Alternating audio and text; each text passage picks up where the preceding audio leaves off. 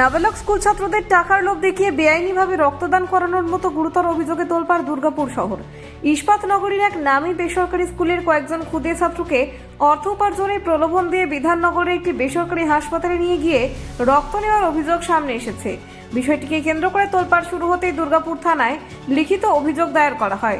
ঘটনা দ্রুত তদন্তে নেমে পুলিশ ৩ অভিযুক্ত তৃণমূল ছাত্র পরিষদের কর্মী হিসেবে পরিচিত অমিত প্রসাদ যাদব, দেবপ্রিয় চক্রবর্তী এবং মোহাম্মদ হাবিবুল্লাহকে গ্রেফতার করেছে।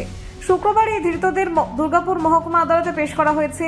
নাবালকদের আইন বিরুদ্ধভাবে রক্তদানে বাধ্য করার পেছনে কোনো বিশাল মানব পাচার চক্র কিংবা বেআইনি রক্ত বিক্রির সিন্ডিকেট সক্রিয় রয়েছে কিনা তা খতিয়ে দেখে দফায় দফায় জিজ্ঞাসাবাদ চালাচ্ছে police.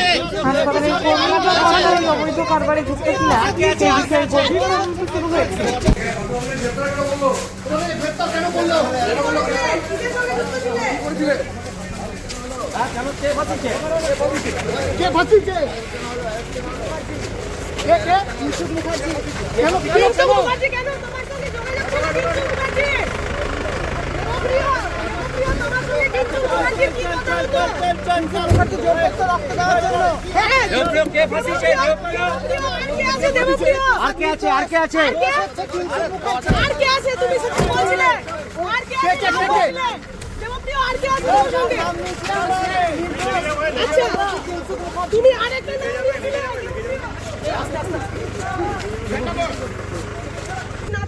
Bureau report, Durgapur news digital.